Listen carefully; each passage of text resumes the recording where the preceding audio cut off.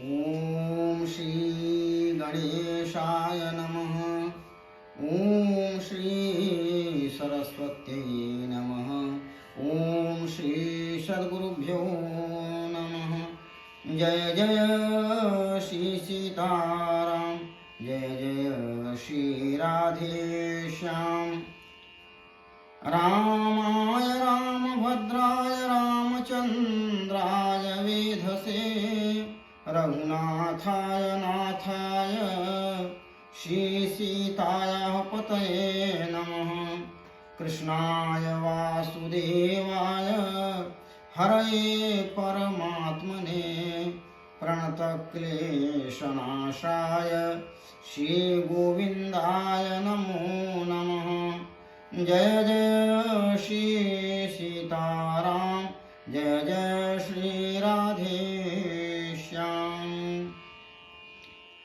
अथ श्रीमद् भगवद गीता जी की महिमा का वर्णन करने जा रहा हूँ। आप सभी श्रोताओं के लिए श्रीमद् भगवद गीता जी के विषय में वर्णन करने जा रहा हूँ।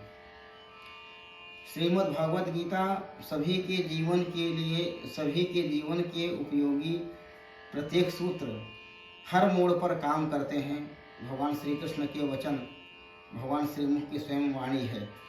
जैसे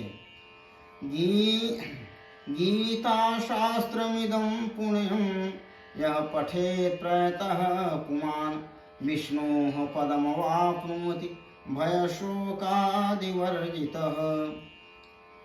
गीता शास्त्रमिदं पुण्यं यः पठेत् प्रयतः पुमान्। पवित्र आत्मा होकर जो गीता जी के पाठ को करता है ध्यान से, वह भय और शोक से रहित हो जाता है। जैसे गोस्वामी जी श्री रामचरितमानस में कहें, भय शोकादि वर्जित हर्ष शोक भय नहीं मान माही। और भय और शोक क्या है? जन्म और मृत्यु का बंधन, यही भय है। और शोक क्या है? हर्ष और विषाद, हर्ष और दुख, यही शोक है, यही जो है शोक है। तो गीता जी के पाठ करने से इन सब से भगवान मुक्ति कर देते हैं। दुख दुख दोषानुदर्शनम, भगवान श्री कृष्ण स्वयं श्रीमद् भगवद गीता जी में कहा है, दुख दोषानुदर्शनम। श्लोक संख्या 2। गीताध्ययनशीलस्य प्राणायाम परस्य च नैव सन्ति पापानि पूर्वजन्म कृतानि च। गीता अध्ययन करने वाला व्यक्ति, प्राणायाम में परायण व्यक्ति, उसके सभी पाप नष्ट हो जाते हैं। मैं नहीं कह रहा हूँ, भगवान श्री कृष्ण के वचन हैं। मल निर्मोचनम पुंसाम जल स्नानम दिने दिने, शकित गीताम्भस स्नानम संसार मलनाशनम। जिस प्रकार से जल में स्नान करने से शरीर पवित्र हो जाता है, उसी प्रकार से श्रीमद् भगवद गीता जी का पाठ श्रवण या करने से उसके अंतरात्मा पवित्र हो जाती है। सर्वोपगीता सुगीता कर्तव्या किमन्यैः शास्त्र विस्तरैः, या स्वयं पद्मनाभस्य मुख पद्माद्विनिशिता। और क्या श्रीमद् भगवद गीता जी के विषय में क्या कहें? जो भगवान श्रीमुख की साक्षात वाणी है।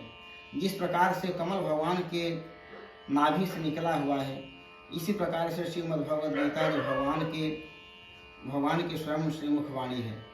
मुख पद्माद विनिशिता, भगवान के मुखों से निकली हुई है। नख निर्गता जगवंदिता त्रैलोक पावन सुरसरी। जिस प्रकार से गंगा जी में स्नान करने से व्यक्ति भगवान के समीप में पहुंच जाता है, उसी प्रकार से तो भगवान की साक्षात वाणी है, भगवान की श्रीमुख वाणी है। इसमें कहना ही क्या है? सर्वोपनिषदो गावो दुग्धा गोपाल नंदनः, पार्थो वत्स सुधीर भोक्ता दुग्धम गीतामृतम महत्। सभी उपनिषदें गाय बन जाती हैं। उपनिषद का तात्पर्य यहाँ पर है जो भगवान के समीप में ले जाते हैं, वही है उपनिषद। उपमाने समीप। दुग्धा गोपाल नंदन, इसके दोहन करने वाले कौन? भगवान स्वयं श्री कृष्ण जी हैं। इसमें बछड़ा पार्थो वत्स सुधीर भोक्ता है। इसमें इसके बछड़ा जो है भगवान, इसके बछड़ा अर्जुन स्वयं ही है। इसका पान करने वाला सुधीर भोक्ता दुग्धम गीतामृतम, इसके पान करने वाला बुद्धिमान धीमान बुद्धिमान पुरुष होना चाहिए। और यह इसमें से जो निकलता है दुग्ध, वो दुग्धामृत है। दुग्धम गीतामृतम महत् पिबत भागवत रसमालयम, मुहुरहो रसिका भुवि भावुका, श्रवण पुटन मन पान करी। श्रीमद् भगवत गीता जी के महात्मों को सुन करके श्रीमद् भगवत गीता जी का रसास्वादन करते हुए अपने अंतरात्मा को पवित्र करना चाहिए। धन्यास्ते कृतनः पिबन्ति सततम, श्री राम नामामृतम। वे ही सुकृत प्राणी है, वे ही सुकृत लोग हैं जो भगवान श्री राम और श्री कृष्ण के नाम को हमेशा रसास्वादन करते रहते हैं। गोस्वामी जी श्री रामचरितमानस में कहा है, रामचरित जे सुनत अघाही, रस विशेष जाना तिन्ह नाही। जो भगवान के चरित्र को सुनकर के जिसके मन तृप्त हो जाता है, उसने उसका कोई रस विशेष ग्रहण नहीं कर पाया। और कानों का लाभ क्या है? कान भगवान ने दिया है इसलिए भगवान की कथाओं को सुनने के लिए। श्रीमद् भागवत जी में प्रसंग आता है, पृथु महाराज जी भगवान के प्रसन्न होने पर 99 यज्ञ के बाद प्रसन्न होने पर उन्होंने भगवान से यही वचन मांगा, भगवान आपकी कथाओं को सुनने का बराबर अवसर दिया जाए 10,000 कान। तो भगवान श्री कृष्ण ने उनको 10,000 कान की शक्तियाँ उनके कानों में दे दी। तो जिन्ह हरि कथा सुनी नहीं काना, श्रवण रंध्र ही भवन समाना। इसी प्रकार से भगवान के गुणानुवाद, भगवान के चरित्र का नित्य प्रति निरंतर रसास्वादन करना चाहिए। श्रीमद् भगवत गीता जी के पाठ कोई भी नहीं कर पा रहा है यदि, तो अगर सुबह शाम अपने घर पर लगाकर सुनते हैं तो सभी का कल्याणमय होता है, मंगलमय होता है। मंगल करनी कलिमल हरणी, तुलसी कथा रघुनाथ की।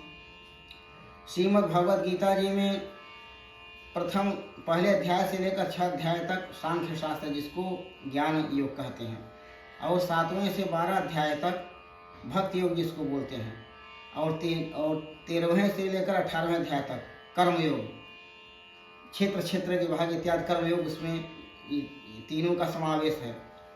और इसके अतिरिक्त भी काम्यानाम कर्मणाम न्यासम संन्यासम कवयो विदुः, इसमें निष्काम कर्म भक्ति के ऊपर विशेष बल दिया गया है। गोस्वामी जी श्री रामचरितमानस में कहते हैं, सकल कामनाहीन जे राम भगते रसलीन।